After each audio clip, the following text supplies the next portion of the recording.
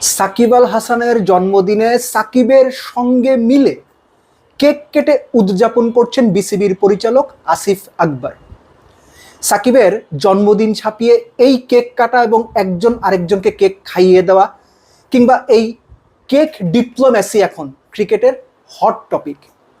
আপাত দৃষ্টিতে মনে হচ্ছে যে সাকিবকে বাংলাদেশ ক্রিকেটে ফেরানোর যে বিসিবির ইচ্ছা, সেই ইচ্ছারই একটা ইতিবাচক প্রতিফলন আসিফ আকবরের বিদেশে যাওয়া, সাকিবের জন্মদিনে সাকিবের সঙ্গে মিলে কেক কাটা।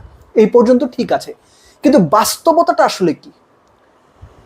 এর আগেও বিভিন্ন সময় আমি সাকিবের ফেরা নিয়ে যে আলোচনাটা হয়েছে, আমার আলোচনাটা সবসময় আমি একটা কথা বলেছি, সেটা হচ্ছে যে সাকিবকে বিসিবি হয়তো ফেরাতে চায়, বিসিবি আন্তরিক, সরকার কি চায়, সাকিবের নামে থাকা মামলাগুলো কি হবে, এই ব্যাপারগুলো যে পর্যন্ত অফিসিয়ালি নিষ্পত্তি না হবে সেই পর্যন্ত আপনি সাকিবকে যে ফরম্যাটেই যেভাবেই ফেরাতে চান সহজ হবে না। এক ধাপ এগিয়ে বলা যায় অনেক বেশি কঠিন হবে। এর সাথে আরেকটা সম্পূরক প্রশ্ন, এই যে সাকিবকে ফেরানোর কথা হচ্ছে, আমি এই কথাটা কয়েকবারই বলেছি, সাকিবকে বাংলাদেশ ক্রিকেট কি হিসেবে ফেরাবে? অবসর নেওয়ার জন্য ফেরাবে, নাকি সাকিব বাংলাদেশ দলের ভবিষ্যৎ পরিকল্পনায় আছেন? থাকলে কতদিন পর্যন্ত আছেন? 2027 বিশ্বকাপ ওয়ানডে, সেই দলে সাকিব আল হাসান থাকবেন, সাকিবকে নিয়ে সেই দলের কোনো পরিকল্পনা করা হয়েছে? বাংলাদেশ ক্রিকেট বোর্ড যারা থিঙ্ক ট্যাঙ্ক আছেন তারা পরিকল্পনা করেছেন। নতুন দায়িত্বপ্রাপ্ত প্রধান নির্বাচক হাবিবুল বাশার এই কথাটা খুব সুন্দর স্পষ্টভাবে বলেছেন যে সাকিবের মধ্যে তিনি আরো কম পক্ষে 2 বছর ক্রিকেট দেখেন, 2 বছর cricket miss of course international cricket. একই সঙ্গে সাকিব স্বল্প মেয়াদের জন্য ফিরুক, দেশের মাটিতে খেলে, দেশের জার্সিতে খেলে অবসর নিয়ে চলে যাবেন, এই ধরনের বালখিল্য টাইপ কোনো কিছুর জন্য সাকিবের ফেরাটা ঠিক হবে না।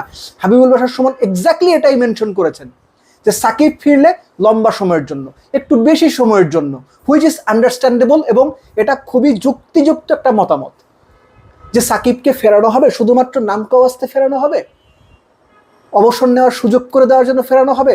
আমার মনে হয় সাকিব নিজেও সেটা চাইবেন কিনা সেটা নিয়ে ঘোরতর সন্দেহ আছে।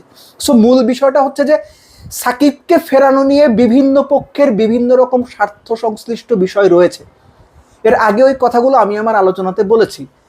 কোনো পক্ষ স্টানবাজি করতে চাইবে, কোনো পক্ষ রাজনৈতিক ফায়দা নিতে চাইবে, কোনো পক্ষ সাকিবকে ফিরিয়ে ক্রেডিট নিতে চাইবে।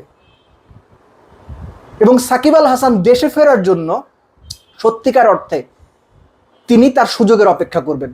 This is plain and simple. সাকিবের জায়গায় বোধ করি আপনি হইলেও একই কাজটাই করতেন, দেশে ফেরার সুযোগের অপেক্ষা। এখন যে পক্ষ তাকে যেভাবে সুযোগ করে দেয়, সাকিব সেই পক্ষের সঙ্গে সেভাবেই নিগোশিয়েট করার চেষ্টা করবেন। নিগোশিয়েট শব্দটা হয়তো শুনতে খারাপ লাগবে, হয়তো সাকিব সেই পক্ষের সঙ্গে বিভিন্ন ইস্যু নিয়ে মধ্যস্থতার মাধ্যমে জিনিসটা সেটেল করার চেষ্টা করবেন। সো এই যে আসিফ আকবর বিদেশে গিয়ে সাকিবের জন্মদিনে সাকিবের সঙ্গে কেক কাটলেন, বাংলাদেশের একজন সাবেক ক্যাপ্টেন, বাংলাদেশের গ্রেটেস্ট এভার ক্রিকেটারকে সম্মাননা দেওয়া বা আমি বোধ করে সম্মান দেওয়ার জন্যই যাওয়া, that is absolutely understandable, fine enough. কিন্তু এর ভেতরের মেরুকরণটা কি? এর ভেতরে কি ডিপ্লোম্যাসি লুকিয়ে আছে, কিংবা এর ভেতরে কি রাজনীতি বা কোন ক্রিকেট রাজনীতি লুকিয়ে আছে? সো এই বিষয়গুলো আপাত দৃষ্টিতে দেখতে খুব ভালো লাগে। এই যে আমি আলোচনা করছি, সোশ্যাল মিডিয়াতে ভিডিও ভাইরাল, সোশ্যাল মিডিয়াতে ছবি ভাইরাল, আপনি, আপনারা, আমি, আমরা এগুলো নিয়ে অনেক বেশি উচ্ছ্বসিত। আসলে কি হচ্ছে? এই বিষয়টা খুব স্বাভাবিকভাবেই সামনে চলে আসে, কিন্তু এই ঘটনার পেছনে কি হচ্ছে, এই ঘটনার পেছনে কোন পক্ষ, বাংলাদেশ ক্রিকেট বোর্ডের কি স্বার্থ, ক্রিকেট বোর্ড কি চাচ্ছে, সাকিবকে ফেরানো নিয়ে দলের মধ্যে কি অবস্থা তৈরি হবে, এটাও একটা প্রশ্ন রয়ে গেছে। সাকিব কার জায়গাতে খেলবেন, সাকিব কিভাবে দলের সঙ্গে অ্যাকোমোডেট করবেন, এই প্রশ্নগুলো রয়ে গেছে।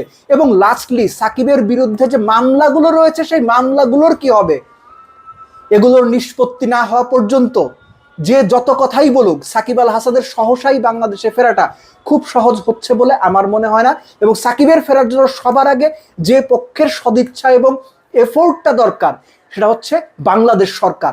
এবং বর্তমান সরকার ক্ষমতায় আসার পর বা ক্ষমতায় আসার আগে আগে সাকিবকে নিয়ে সরকারের বিভিন্ন পক্ষ থেকে যেভাবে আলোচনা হচ্ছিল, সাকিবের ফেরা নিয়ে যে আলোচনা হচ্ছিল, ইলেকশন হয়ে যাওয়ার মোটামুটি আপনার মাস দেড়েক পরে সেই আলোচনা কি সেভাবে শুনতে পাচ্ছেন সরকারের তরফ থেকে?